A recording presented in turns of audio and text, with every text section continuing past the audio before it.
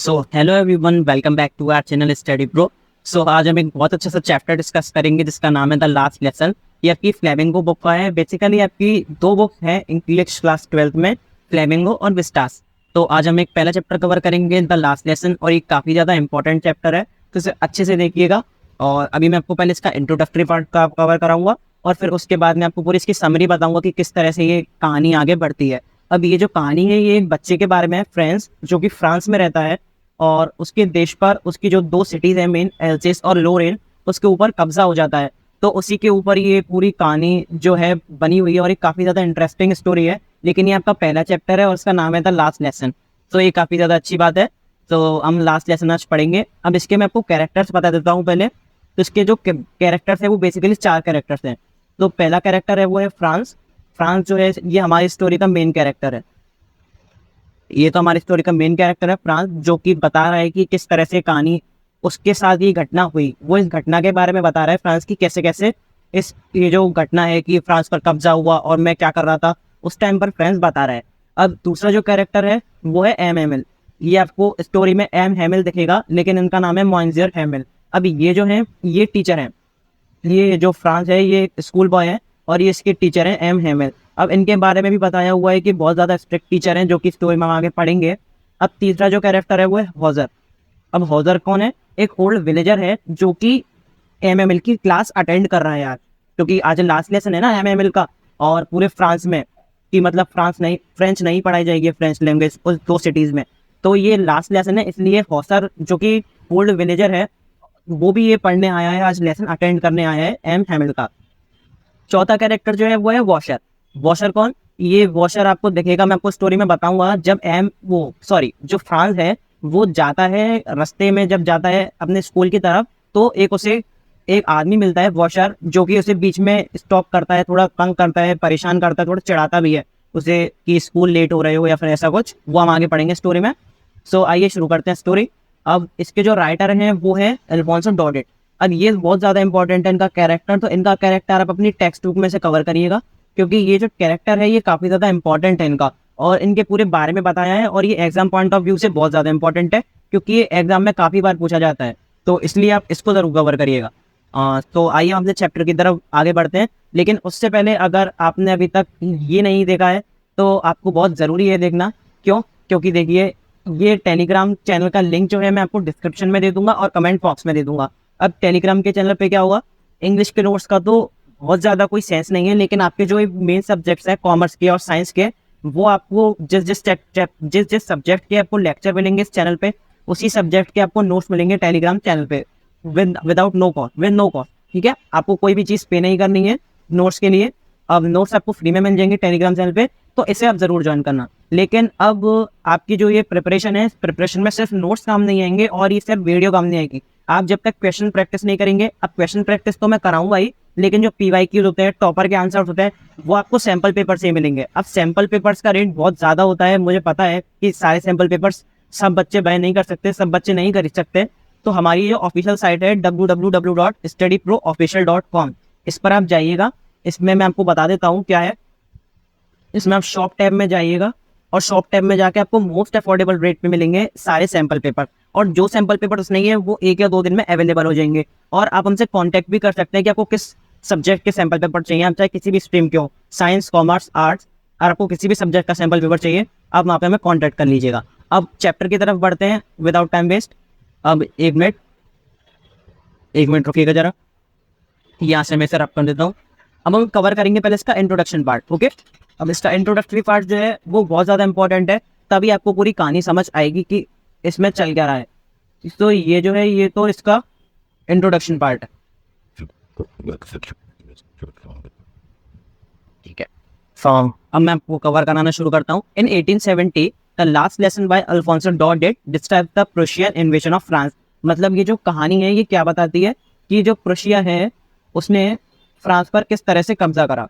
अब प्रूशिया जो है वो 3 देश से मिलकर बना है, ये हम आगे पढ़ेंगे कि उसमें कैसे कैसे जर्मनी भी इंक्लूड था, और 2 देश थे वो और इंक्लूड थे प्रूशिया में। अब प्रूशिया ने फ्रांस पर कब्जा कर लिया है, तो इसके बारे में इस पूरी कहानी में बताया हुआ है किस तरह से क्या होगा आगे। Prussian forces captured France and Lorraine and Alsace were annex. अब जो लोरेन है और जो एल्सेस हैं ये इसके दो मेन सिटीज हैं फ्रांस की, और बेसिकली अभी इन पर ही कब्जा तो पूरे फ्रांस पर हुआ है, लेकिन ये जो दो मेन सिटीज है इसमें नए रूल अब अप्लाई करे जाएंगे जो कि प्रूशियन आर्मी या फिर प्रूशियन गवर्नर जो होगा वो इम्प्लीमेंट करेगा। अब क्या है, Prussian forces captured France, France को प्रूशिया ने कैप्चर कर लिया है, और लोरेन एंड अल्सेस वर एनेक्स, और लोरेन और अल्सेस जो है उन पर ज्यादा इफेक्ट पड़ेगा, उन पर अब नए रूल अप्लाई करे जाएंगे। The order was given for French teachers to leave these two regions. अब क्या है, रूल क्या है कि ऑर्डर ये आया है कि ये जो यहाँ पे जैसे लोरेन और एल्सेस में जो स्कूल थे जहाँ पे वो जो टीचर पढ़ाते थे दोनों जगहों पे, उन जगहों पे अब उन फ्रेंच टीचर्स को स्कूल लीव करने के लिए ऑर्डर दिए गए। मतलब अब जो टीचर्स हैं जो कि फ्रेंच पढ़ाते हैं अब वो स्कूल में नहीं पढ़ा पाएंगे अगले दिन से। तो ये जो ऑर्डर है ये पास करे हैं किसने, ये ऑर्डर पास करा है प्रूशियन फोर्सेस ने, प्रूशियन गवर्नर ने, आप ऐसा कह सकते हैं। Despite this MMS last lesson was full of devotion and sincerity. अब एमएमएल है वो जो फ्रेंच के टीचर हैं जो कि फ्रेंच के स्कूल में पढ़ाते हैं, फ्रेंच जो बच्चा है उसके स्कूल में। अब MMS last lesson was full of devotion and sincerity. अब यहाँ पे बताया है एमएमएल का जो लास्ट लेसन था या फिर जो आखिरी इनकी क्लास थी वो फुल ऑफ डिवोशन और सिंसियरिटी, मतलब पूरी डिवोशन और सिंसियरिटी से भरी हुई थी। वो काफी ज्यादा इंस्पायरिंग स्टोरी, ये स्टोरी जो है वो काफी ज्यादा इंस्पायरिंग है एम हेमिल के पॉइंट ऑफ व्यू से भी और फ्रेंच के पॉइंट ऑफ व्यू से भी। तो ये बहुत ज्यादा ही अच्छा लेक्चर था एम हेमिल का, ऐसे इंट्रोडक्शन पार्ट में बताया हुआ है अभी तो, और हम आगे कहानी भी पढ़ेंगे कि फ्रेंच किस तरीके से इस लेक्चर को देखता है। The author describes one student's fear of M Hamel, मतलब जो ऑथर है अल्फोंसो डॉडेट वो एक स्टूडेंट के डर के बारे में बताते हैं पूरी स्टोरी में कि वो जो बच्चा था फ्रेंच उसको एम हेमिल और उनके लेक्चर से और स्कूल से किस तरह डर लगता था। The student anticipated punishment when he first arrived at school. अब जो स्टूडेंट थे या फिर जो बेसिकली हम कहें फ्रांस, वो इस तरह का उसका कैरेक्टर बताया हुआ है जैसे आपने देखा होगा ना बिल्कुल कि कार्टून में वो नोबिता का दिखाते हैं कि वो जाते ही उसके टीचर उसे डांटते हैं और बिल्कुल वो लेट आता है। फ्रांस का कैरेक्टर सेम टू सेम वैसा ही है। The student anticipated punishment when he first arrived at school, मतलब उसे स्कूल में आते ही आते इतनी डांट पड़ती थी या फिर उसे कोई पनिशमेंट मिलती थी या तो लेट आने के लिए या फिर होमवर्क ना करने के लिए वगैरह वगैरह। However, he discovered that this would be his last lesson. लेकिन जब वो स्कूल पहुंचा तो फ्रांस को पता चल गया कि ये उसका लास्ट लेसन है। अब इसके बारे में भी बताया हुआ है कि फ्रांस में क्या चेंज आए जब उसे पता चला कि उसका लास्ट लेसन है। Because he was unable to learn his language, the student will realise its importance.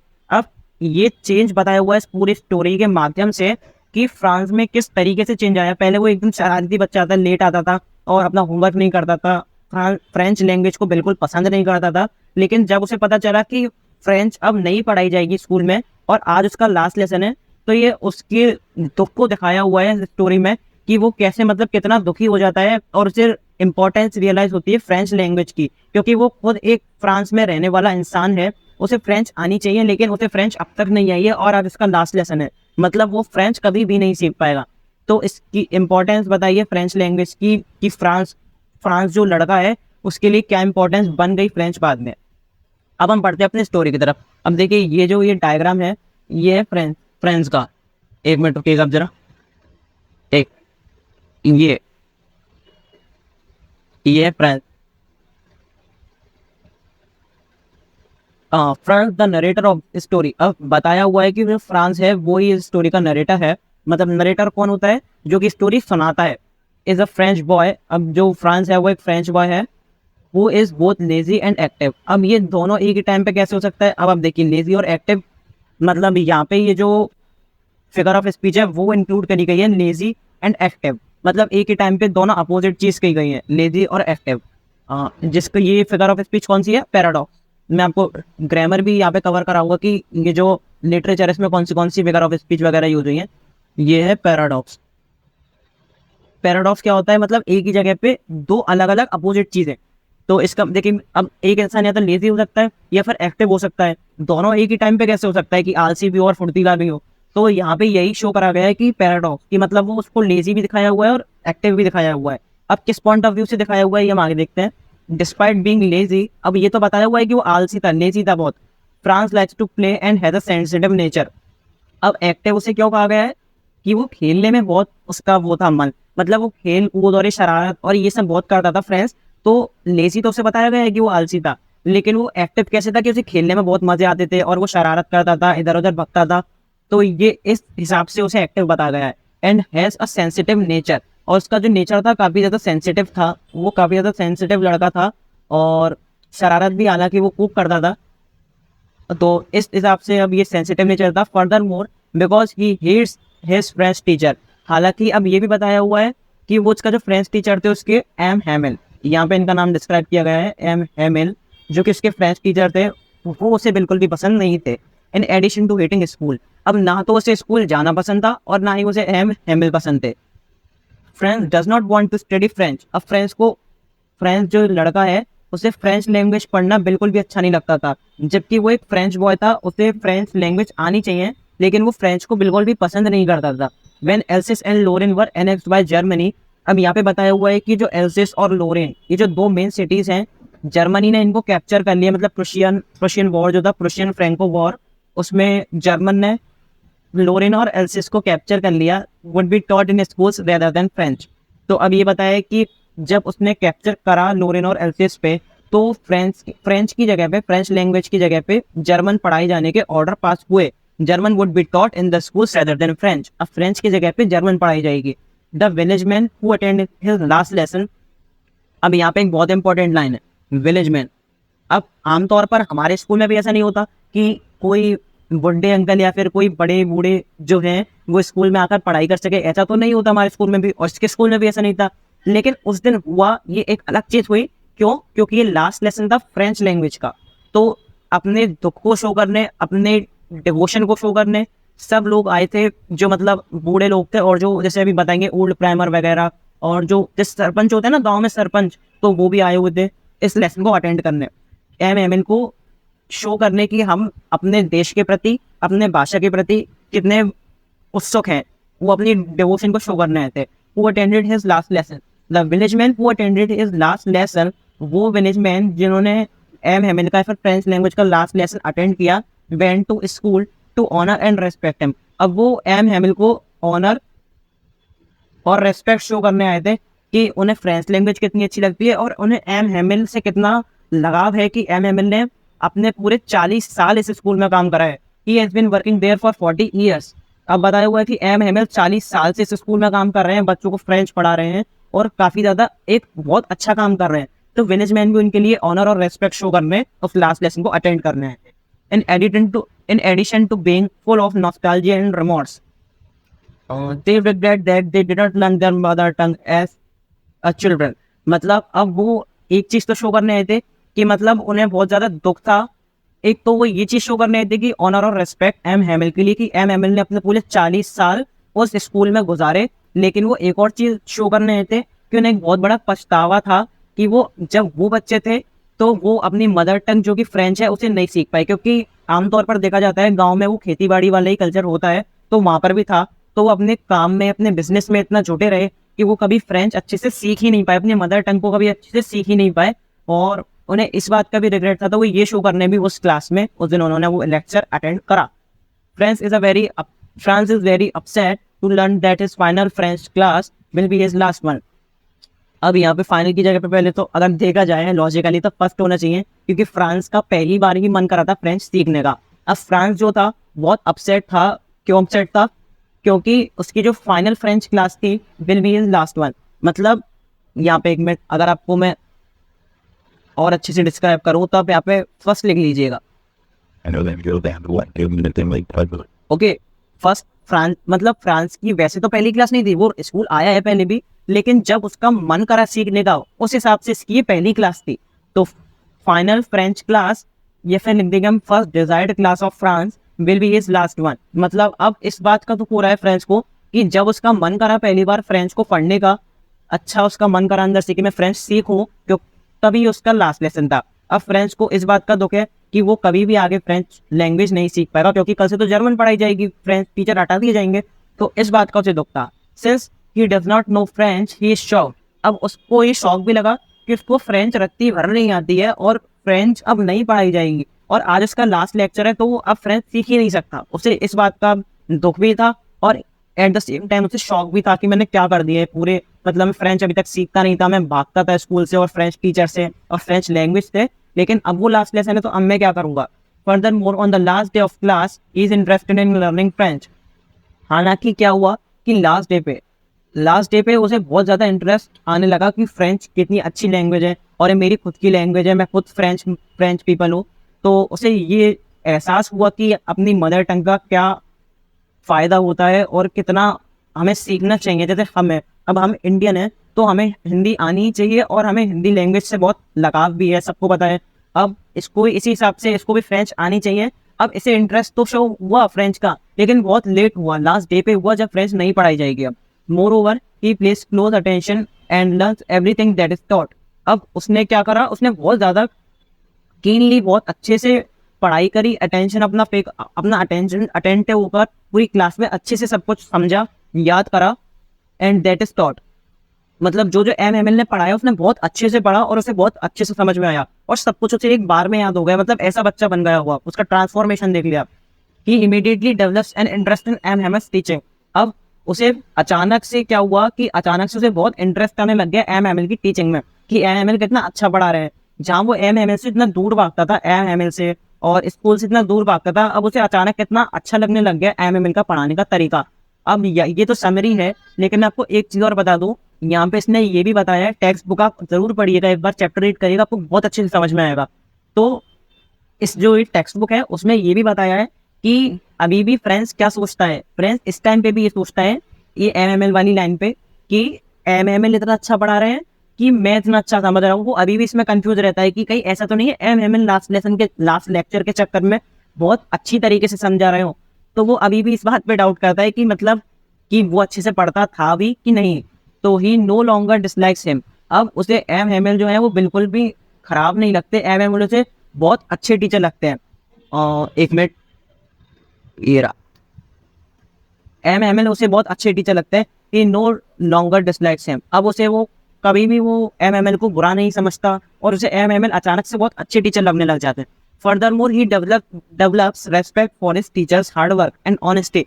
अब क्या होता है, उसे टीचर तो अच्छा लगता ही है, एमएमएल तो उसे अच्छे लगते ही है, वो उनके प्रति अपनी रेस्पेक्ट की जो भावना है उसे भी शो करने लग जाता है। For his teachers hard work and honesty, मतलब उसे भी समझ में आ जाता है कि एमएमएल जो है वो कितना हार्ड वर्क करते हैं, कितने ऑनेस्ट हैं अपने सब्जेक्ट, अपनी लैंग्वेज को लेकर, और कितने अच्छे से वो बच्चों को पढ़ाते हैं।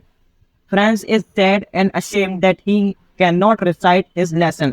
अब फ्रांस को बहुत ज्यादा दुख हो रहा है और वो खुद अपने आप पे शेमफुल है कि वो अभी तक अपने लेसन्स को फॉलो नहीं कर रहा था, वो लेक्चर को अच्छे से अटेंड नहीं कर रहा था, वो अपनी लैंग्वेज को सीख ही नहीं पाया अब तक, जो कि उसकी मदर टंग है फ्रेंच लैंग्वेज।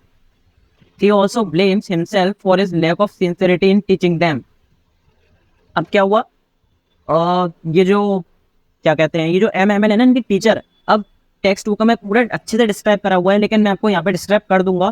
टेक्स्ट बुक की आपको जरूरत तो नहीं है, लेकिन अब टेक्स्ट बुक इसलिए पढ़ेगा क्योंकि आपको आंसर फ्रेम करना आना चाहिए टेक्स्ट टू टेक्स्ट। मैं ये नहीं कह रहा हूँ कि पूरी टेक्स्ट बुक याद करिए, पर एटलीस्ट आप एक बार रीड जरूर करिएगा, कि जिससे आपको पता चल जाएगा कि आंसर किस तरह से लिखते हैं। He also blames himself for his lack of sincerity. अब वो क्या क्या बताता है, ये जो लाइन है ये एम हेमिल कह रहे हैं, और एम हेमिल ये भी बताते हैं कि वो किस तरह से खुद पे ब्लेम डालते हैं बच्चों को ना पढ़ाने के लिए। क्योंकि एम हेमिल बताऊं क्या करते थे, एम हेमिल कई बार ये भी करते थे कि वो बच्चों को, जैसे फ्रेंड्स या फिर कोई लड़का हुआ, कि अपने जो जिस रूम में वो पढ़ाते थे उसकी विंडो के बाहर एक गार्डन था, तो वहां पे उन्होंने बहुत सारे पौधे उगाए हुए थे, तो वो कभी उनको पानी देने के लिए बच्चों को भेज देते थे, कभी अपना कोई घर का काम करा लेते थे। वो इस तरह के टीचर थे, हालांकि वो बहुत ऑनेस्ट भी थे पढ़ाने में, लेकिन वो कभी कभी बच्चों से काम करा लेते थे।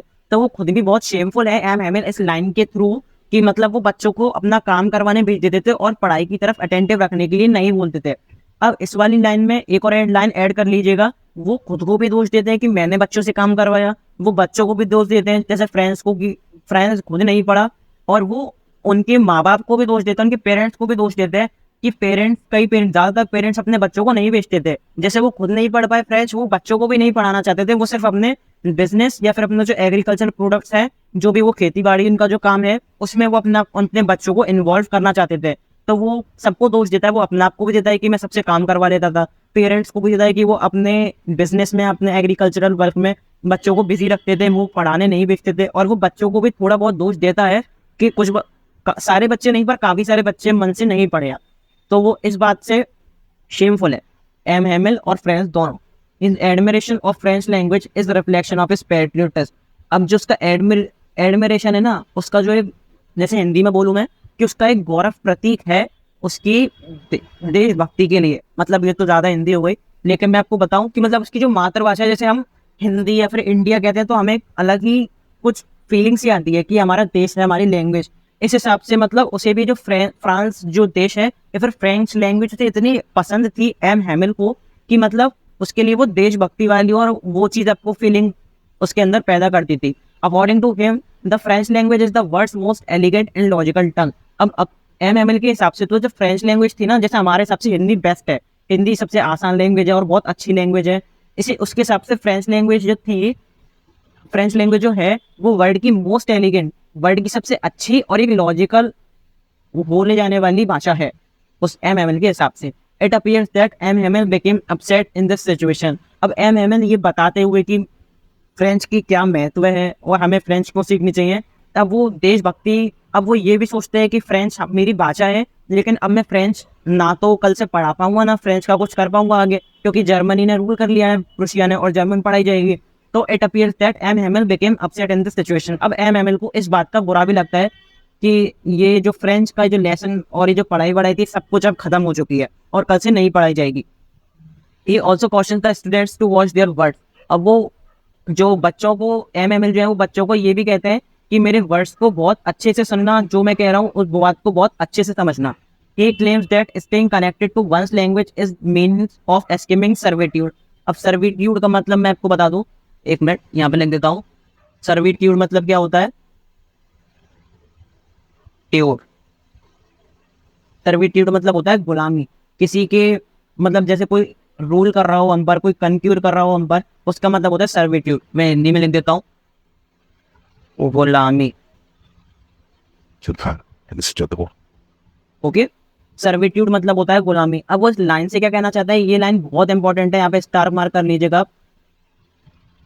एक मिनट, यहाँ पे मैं स्टार मार्क कर रहा हूँ, ये बहुत ज्यादा इंपॉर्टेंट लाइन है। He claims that staying connected to one's language is a meaning of servitude. मतलब अगर हम एक लैंग्वेज से कनेक्ट रहेंगे ना, तो हम, ऐसा नहीं है हम पर कोई रूल कर सके। वो इस लाइन के थ्रू ये बताते हैं, देखिए ही क्लेम, वो ये बताते हैं कि अगर हम एक लैंग्वेज से भी कनेक्ट, मतलब अब उन पे कब्जा तो होने वाला है फ्रांस पर और एल्सास और लोरेन पर, अब पढ़ाई भी नहीं होगी फ्रेंच की, लेकिन वो ये बताते हैं कि हमारी भाषा में इतनी शक्ति है कि हम अगर अपनी एक लैंग्वेज से भी कनेक्ट रह सकते हैं। मतलब ज़रूरी नहीं है कि हम पूरी आज़ादी से सब कुछ काम कर सकें, लेकिन हमारी लैंग्वेज काफ़ी है हम सबको एक तरह से कनेक्ट करने के लिए। मतलब वो यहाँ पे भी पैट्रियटिज्म का एक शो करते हैं फीलिंग कि हमारी जो भाषा है वही हमारी शक्ति है, हम उससे भी कनेक्ट रह सकते हैं एक दूसरे से। एस्केपिंग सर्विट्यूड मतलब उन्होंने बताया हम पर कोई गुलामी नहीं कर सकता, हम अपनी भाषा के थ्रू ही, हम अपनी भाषा से ही गुलामी से बच सकते हैं। यहाँ पे उन्होंने इस लाइन में ये बहुत अच्छा मीनिंग शो करा है। हाँ okay, they will be able to defeat Germans with the use of this language. अब वो बता सकते हैं, वो बताते हैं एमएमएल कि जरूरी नहीं है कि हम पूरी तरीके से आज़ाद हो, लेकिन हमारी जो भाषा है उसमें इतनी शक्ति है कि हम जर्मन्स को अपनी लैंग्वेज से ही हरा सकते हैं। अब वो आगे बताते हैं कैसे हरा सकते हैं। अब यहाँ पे लड़ाई या फिर किसी वॉर की बात नहीं हो रही है, यहाँ पे अपनी आज़ादी की बात हो रही है, अपनी देश की और अपनी भाषा की आज़ादी की बात हो रही है। they will be able to defeat the Germans with the use of his language। This population understands the value of their mother tongue। अब जो पॉपुलेशन या फिर जो बच्चे और जो पूरा सब लेक्चर अटेंड करने आए थे और बाकी के लोग भी, जो उन्हें पता तो था ही कि फ्रेंच अब नहीं पढ़ाई जाएगी और लैंग्वेज नहीं बोलने दी जाएगी, अब जर्मन ही पढ़ाई जाएगी सिर्फ, तो the population understands the value of their mother tongue. अब उस दिन जब उनका लास्ट लेसन था तब उन्हें समझ में आया कि हमारी मातृभाषा की कितनी अहमियत है, हमें मतलब अपनी मदर टंग को कितना रेस्पेक्ट शो करना चाहिए, हमें आनी चाहिए अपनी mother tongue. Additionally they believe that illiteracy is to blame for their failure. अब वो अपने फेलर जो मतलब फेल हो गए, वो नहीं पढ़ पाए, वो किसको देते हैं, इलिटरेसी को, कि हम खुद नहीं पढ़े, हमने अपने बच्चों को भी नहीं पढ़ने दिया, और जो कुछ टीचर्स हैं जैसे एमएमएल वगैरह, वो खुद भी अपने आप को दोष देते हैं, अपने आप को ब्लेम करते हैं कि मैंने भी इनको पढ़ने नहीं दिया, मैंने इनको अपने काम में लगाए रखा। तो ये वो बताते हैं। French believes that a person's language cannot be taken away from them। अब मैंने आपको बताया कि फ्रेंच के अंदर भी वो पैट्रियटिज्म वाली जो फीलिंग है वो जागरूक हो गई थी, फ्रेंच भी अब बिल्कुल ट्रांसफॉर्म हो गया था। तो फ्रेंच कहता है, French believes that a person's language cannot be taken away from them।